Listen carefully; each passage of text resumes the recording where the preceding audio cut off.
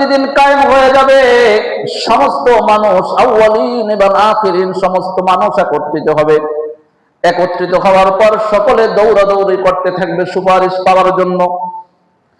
আল্লাহ পাক রব্বুল আলামিন যে একটি কহারিয়াত, আল্লাহ তাআলা তিনি যে একটি সিফাতি নাম আছে কহার, ওই কহারের সিফাত, ওই নাম, ওই গুণ আল্লাহ তাআলা হাসরের ময়দানে ধারণ করবেন।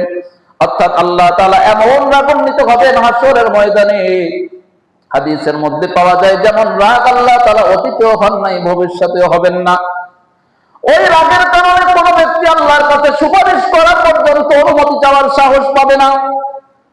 এত রাগের কারণে আল্লাহ পাক রব্বুল আলামিন যত নবী রাসূলগণকে পৃথিবীতে পাঠিয়েছেন, তারা পর্যন্ত আল্লাহ তাআলার এই রাগ আর গুসা দেখে নাফসি নাফসি করতে থাকবে। সমস্ত মানুষ এমন অবস্থায় দিশাহারা হয়ে যাবে, কার কাছে গেলে একটু সুপারিশ পাওয়া যাবে। আল্লাহ তাআলাকে কে বলবে যে আল্লাহ আপনি বিচার কার্য শুরু করেন?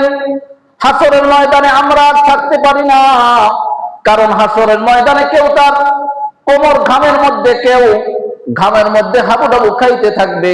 একদিকে সূর্যটা মাথার একেবারে কাছে চলে আসবে, প্রায় 1 হাত কাছে চলে আসবে, অপরদিকে সূর্যের তাপে জমিনটা পুড়ে তামা হয়ে যাবে। এমন দুরবস্থা হবে, কঠিন পরিস্থিতি হবে। কোন মানুষের গায়ে কোন ধরনের পোশাক থাকবে না, তারপরও একে অপরের সাথে তাকিয়ে দেখানোর কোনো সুযোগ হবে না। যে হাসরের ময়দানে সন্তান তার মাকে দেখে মুখ লুকিয়ে রাখবে, সন্তান মার পরিচয় দিবে না, কলিজার টুকরা মা পর্যন্ত সন্তানকে চিনতে চাইবে না। দুনিয়ার বাবা সন্তানের পরিচয় দিবে না, কোন সন্তান বাবার পরিচয় দিতে চাইবে না, কোন ভাই ভাইয়ের পরিচয় দিবে না। এক ভাই আরেক ভাইকে দেখে মুখ লুকিয়ে রাখবে।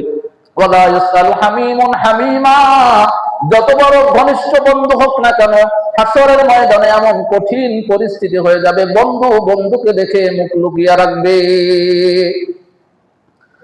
সমস্ত মানুষ পেরেশান আর দিশাহারা হয়ে সকলে একত্রিত হয়ে হযরতে আদম, বাবা আদম আলাইহিস সালামের কাছে যাবেন।